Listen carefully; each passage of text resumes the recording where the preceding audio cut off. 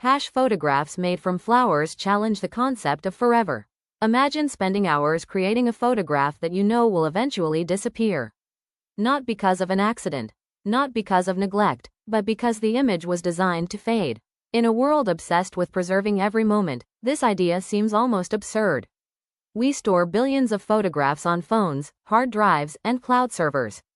Modern photography is built around permanence. But what if permanence isn't the only path to meaning? What if a photograph becomes valuable precisely because it will not survive? Today we're exploring a remarkable form of alternative photography that uses flowers themselves to create images.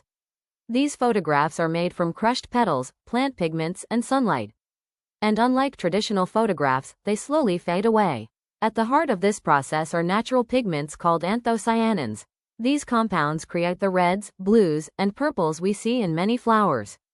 They are beautiful, but they share one important characteristic: they are highly sensitive to light. For most photographers, fading is the enemy. Entire industries exist to create longer-lasting images and better archives.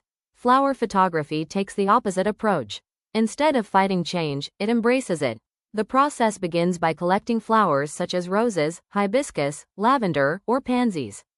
The petals are crushed to release their colorful juices, creating a natural light-sensitive coating.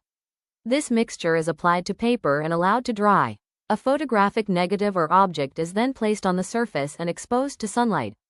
Over time, ultraviolet light fades the exposed pigments while protected areas remain darker. Slowly, an image emerges. No digital sensor, no industrial ink, no synthetic chemistry, only flowers and sunlight working together. Yet the most fascinating part begins after the photograph is finished.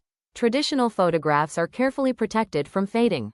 Museums control temperature and light.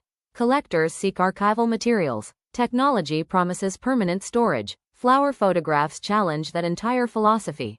The image continues to change long after it is created. Weeks later, the colors soften. Months later, they shift again.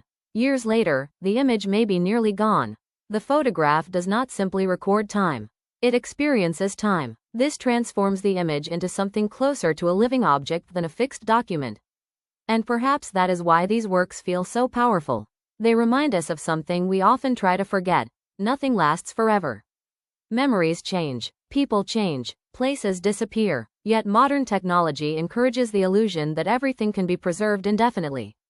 Flower photographs offer a different perspective. Their beauty comes not from resisting decay, but from accepting it. The fading image becomes a meditation on impermanence. The disappearance is not a flaw. The disappearance is the artwork. Each viewing becomes unique because the photograph is never exactly the same twice. The image you see today may not exist tomorrow. That fragility gives it emotional weight. It asks us to slow down, to pay attention, to appreciate what exists now instead of assuming it will always remain. Perhaps that is why flower photography feels surprisingly relevant today. While technology promises forever, these fragile images celebrate the temporary. While digital culture encourages endless accumulation, they encourage presence. And while modern photography often seeks perfect preservation, flower photographs remind us that beauty and mortality have always been connected. The next time you scroll through thousands of perfectly preserved images on your phone, consider this. Somewhere, a photograph made from flower petals is quietly fading beneath the sun. And perhaps that disappearing image understands something about memory that permanent archives never can. Maybe the value of a photograph is not measured by how long it survives. Maybe its value comes from how deeply it teaches us to appreciate the present moment before it is gone.